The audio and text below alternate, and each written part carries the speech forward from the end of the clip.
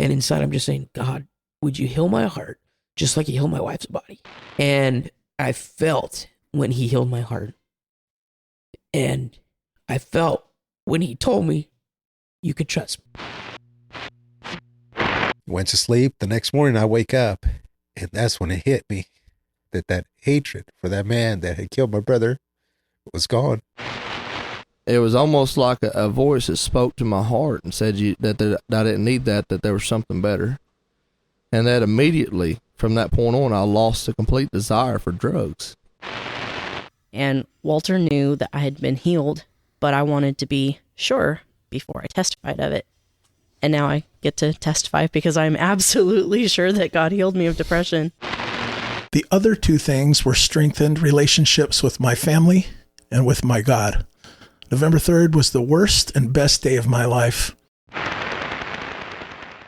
Hello, everyone. This is Stephen with the Would Somebody Testify podcast. After the main interview with Brother Joe and Sister Santa, I asked if they had any other stories they wanted to tell. Once in the editing process, I realized that these stories ran together very nicely as a single whole episode and didn't work so well as a compilation with other stories that I have collected. This, combined with a few other reasons, is why I'm releasing this episode now as a standalone episode. Hope you enjoy. Let's see. That line of question. So for that journey, do you guys have any notable healings or events God helped you through you want to talk about? I am kind of at the point of I don't remember any of your guys' stories, even though I've known you all my life. I know the Lord's been faithful with me. I had a heart attack, and He's been taking care of me. I had it in 2001, and here we are, 2020. 25 or 26, and I'm still kicking. So I think he took care of that. The Lord took care of my heart. He took over. Even though I had a couple of good cardiologists, especially the first one, Dr. Chambers. He was real good. But by the time Dr. Chamber retired, my case book was this thick. Looks like, what, 6 inches? Yeah, it was thick from going, seeing him and him putting me on the track and doing this and doing that. And he put it on record and it was that thick. It was about 6 inches thick when he gave up and the other doctor came. So that was the Lord. The Lord kept me from, even to this day, I get a little nug in my heart, Well, sometimes when I'm not praying like I'm supposed to, or going out like I'm supposed to, I get a little nug in my heart. And I feel that's the Lord telling me, you're either going to go out there or I'm going to have to take you home. I said, well, I'd like to go home, but there's work to be done. But he'll give me a little nug and I could feel it. And I got to rub it and pray and say, oh, Lord, is it time? I need a few more years or something. Well, so that's about it with me. I'll have to come back after your funeral, whenever that is, and note, okay, yes, the heart attack did take him, or no, he died by this, and this, not a heart attack. We'll see how that goes. He's had all kinds of issues. The Lord's been good to him. He just had your vein, what was it? In my foot? Is that the one you talking about? The bypass on your foot, yeah, on your leg. There was a little bit of miracle there. Even though I told the doctor about it, he said it wasn't no miracle. It was me, more or less. He said after I cleaned out, then that vein appeared. And I said, oh, he said the vein was always there. You have to explain, so. But I didn't go for that. I just said, hey, the Lord put that vein there for me, kept me from losing my foot. But they were going to fix it, and the first doctor couldn't do it. And I said, oh, man, they're going to cut my foot off. Then he said, no, don't worry about it. I'm going to send you to a specialist, a guy that knows how to do it. Because he tried to do it, but he couldn't. The veins were clogged up. and they're real tiny. And They were so, going to do a bypass, what they call, on his so yeah, leg. they were going to do a But they couldn't bypass, do but it. he couldn't do it. He said it was too hard to get in there. The veins wouldn't. The veins were not opening. Blocked, yeah. So he said, "But I'm going to send you to a specialist," and he opened them up. But when he was doing the operation, and trying to get in there, a vein appeared. That's what I heard, and I said, "Well, that's the Lord." What happened is that when he went in there to do the bypass, he had to do it because he said the leg was going to close up and he'll lose his leg. So when they went in there to open it up again, it so happened that there was a little vein that came out, that was coming out, supplying blood into his feet. So in other words, he didn't have to do it again because there was already a vein supplying blood into his feet. And that's where we say it was a miracle, because we asked him, what about that little vein that was supplying, He says, oh, that just, he really didn't want to say much about it. And when Joe says, oh, it probably was a miracle, he said, oh, no, that's not a miracle. I did that. So, okay, you did that. But it was a miracle because when I first went to the first doctor and he couldn't get through, I felt like something happened. As soon as the operation was over with, or whatever he did was over with, I felt, hey, this is good. But he came in and told me, you know what, we couldn't get through. And I said, how come I feel like it's okay? He says, well, that's because we're going in there cleaning part of it, but we can't get to where we need to get. So I said, oh, okay. So he sent me to a specialist, and then the specialist went in there and started doing whatever. But my foot was still, when I first went to the first one, my foot was getting black. And I was afraid I was going to lose it. And then they got me on a table and they operated, whatever. And I thought, well, that's it. But it wasn't. There was that little vein giving me blood into my feet. And that's why the other doctor had his opportunity to get in there and fix it. But there was a vein that I don't know if it just popped up or it was there. He said it was there all the time. There's no miracle. That was there. When we cleaned up, it showed. And I looked I got a book on showing your feet, your whole body. And I was looking down there, and I didn't see no little vein going to the foot the way he was saying it. And I said, you know what? It's a miracle. I don't care if he says it's no miracle. I did it. No, it's a miracle. Because the pictures that I see, it's pictures of your whole body. It tells you all the veins, where they go, all the muscles, whatever.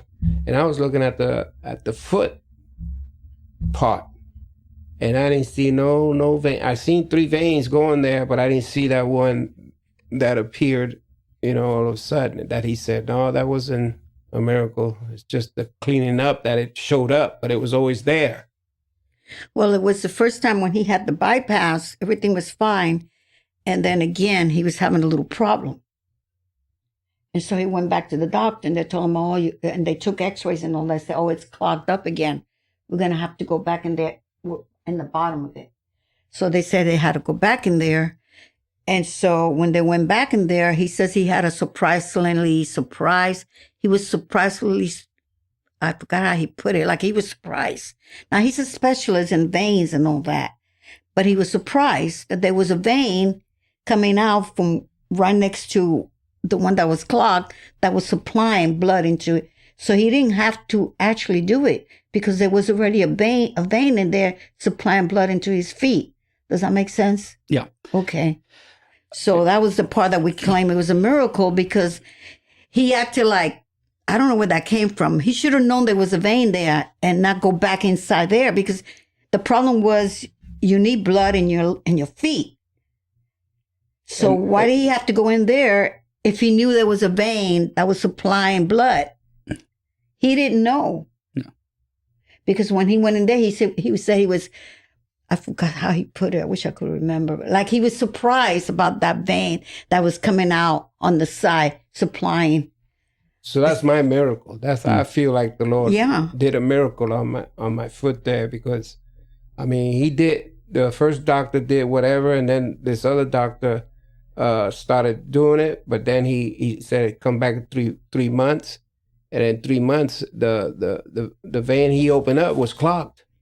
It clogged up towards the bottom. But there was a little vein giving blood to my feet. So it wasn't getting red or black, where you got to cut it off. It kept it, alive. Yeah. Until he came and took care of that clogged vein that he started opening up. He opened it up completely. But like Santa was saying, he was surprised. The second time. He didn't claim it. The second time. The first time it was okay. And then it still, remember? Yeah. You were saying that it was hurting you over here. And you went back and then they checked you again. They did the x-rays and they found out that it was clogged. But it didn't show that little vein. So he went back in there. And there was a artery. Actually, it was an artery that's supplying blood to his feet. So where did that come from? Because he says he was pleasantly surprised. Yeah. When I went there, he says, I was pleasantly surprised to find that there was a vein, a little artery supplying blood into his feet already. So he actually didn't have to do anything because it was already a vein in there. Where did that come from? He's an expert. He should have known there's a, don't worry about it. There's a vein that's going to supply your feet. But he didn't even tell us that. He said, I got to go back in there and open it up. Does that make sense? I tried to explain it. You couldn't. He was just cleaning up. That's what he was doing. Oh, he was making money. Yeah, he's just cleaning up our pockets because he didn't have to go in there. But he went anyway. It was good. It's good. I mean, to me, it was a miracle. It's a to miracle. him, it was him doing it. Well, good for you. I know my Lord put that He was very vein there. arrogant when he says, oh, no, that's no miracle. That was me. I did it. So that's about it. As far as I'm concerned, he took care of that, my foot, the heart, and then the liver. I had a liver, cirrhosis of the liver. He took care of that too. They were going to give me a liver. I got on the list for liver. Mm-hmm. And I said, no. I felt like, you know what? The Lord can fix this. And I felt, no, I'm not gonna get another liver. So you could take me off the list. He said, are you sure? Because you're on the list. Once you get off, you go towards the end again. And I was going up to get a liver. And I said, no, I don't want a liver. And sure enough, after a year or two, whatever, the doctor that was part of the operation said, you made a right choice, told me. He was, he was taking care of me. He would come down from Stanford, and he had an office here, and I would go see him, and he'll tell me this. We're still seeing him, yeah. And he'll tell me this and that, whatever. And then after, a couple of years doing that, and he said, you know what, your liver's doing good. You made a good choice when you said you didn't want another liver.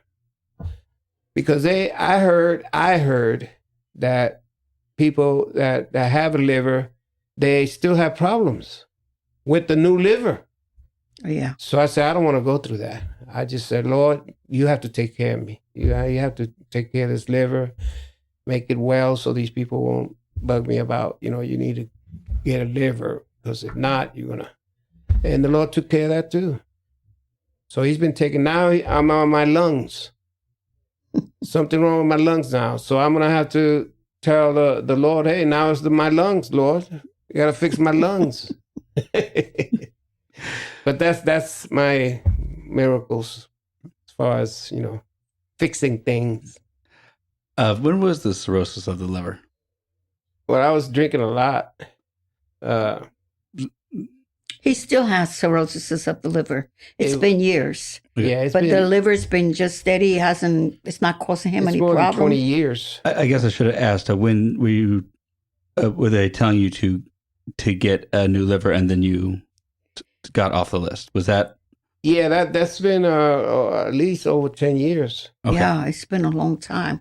He was going to get a liver, but I was on the list. On the list, and all that time that I was on the list, it was moving up. I was moving up. My name was moving up.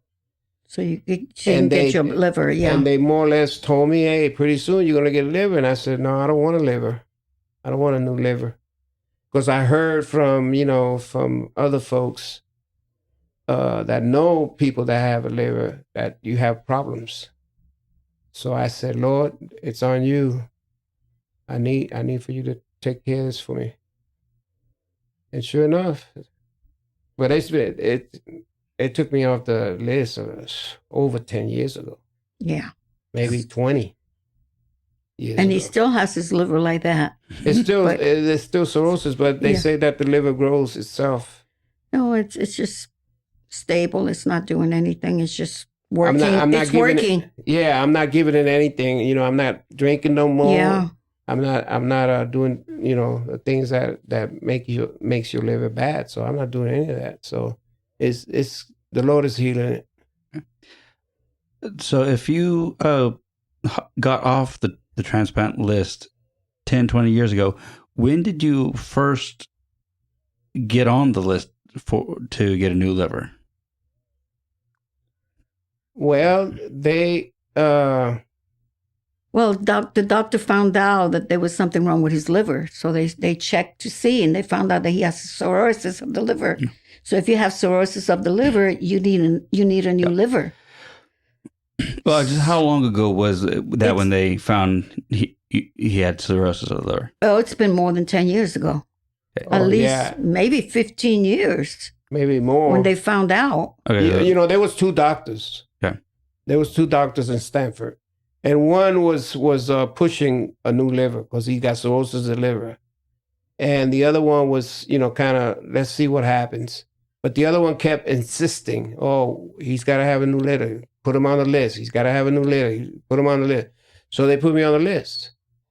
Well, he agreed with it. You can't do it unless you agree. He agreed with it. Yeah, I agree with But he wasn't too sure about if he really wanted a liver. Because, there's a lot of pills you have to take after that. And it's really rough. So he wasn't too sure. So finally, he decided he didn't want to. And they decided they couldn't also because his heart is working slow because of his heart attack that he had. That was another reason. They keep him in medication to work his heart slow. And if they would have given him a liver, he probably would have died on the table. So he decided, and they decided to, we won't be able to do it. So he said, okay, good. I want out of the list, get me out. And so he did. And that's been at least, I think it's at least 15 years. It's been a long time. And it's not giving him any problems or anything. So that's a miracle from the Lord. Yeah.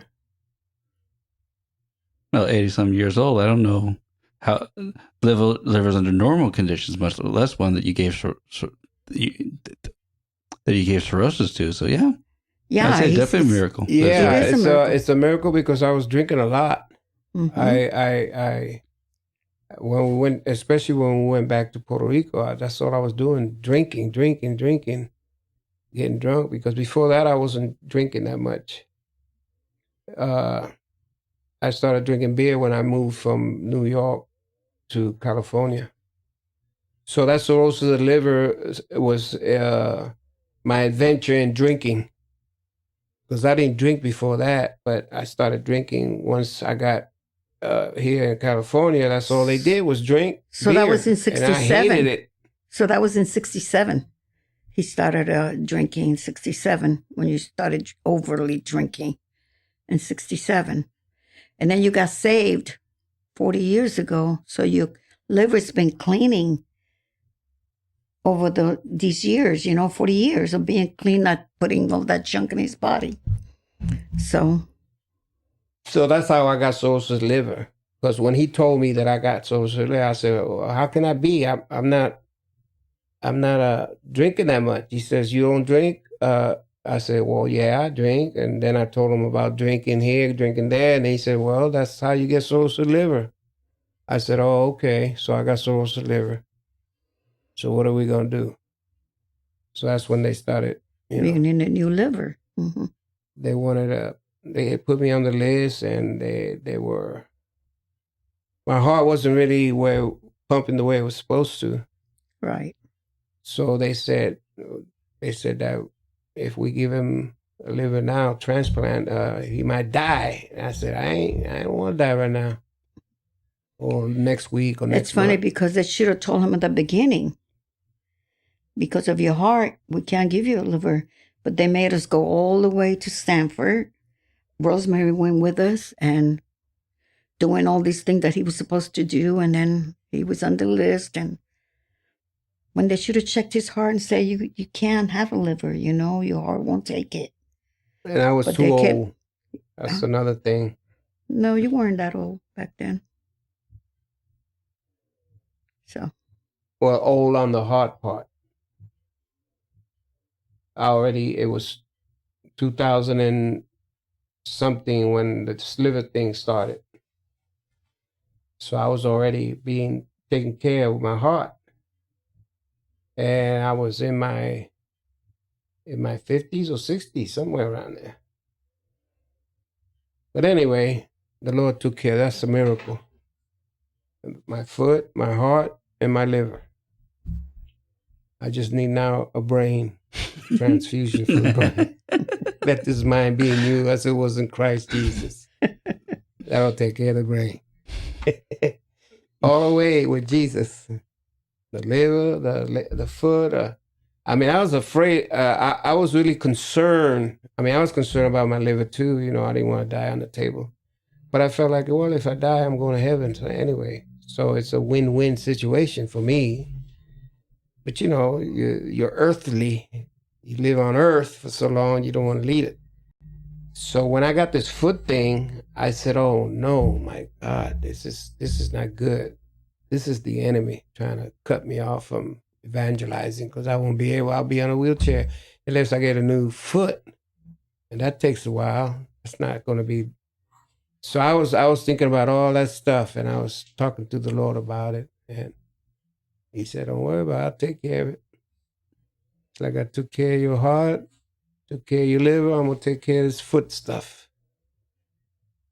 Like the Bible says, shone your feet with the gospel of, with your feet shone with the gospel of the Lord. So I can't do it if I got one foot. I said, well, Lord, I got one foot. Now what am I going to do? You got to grow another one there. So the Lord's been real good to me. I have no excuse. I have nothing to complain about. Thank you all for listening.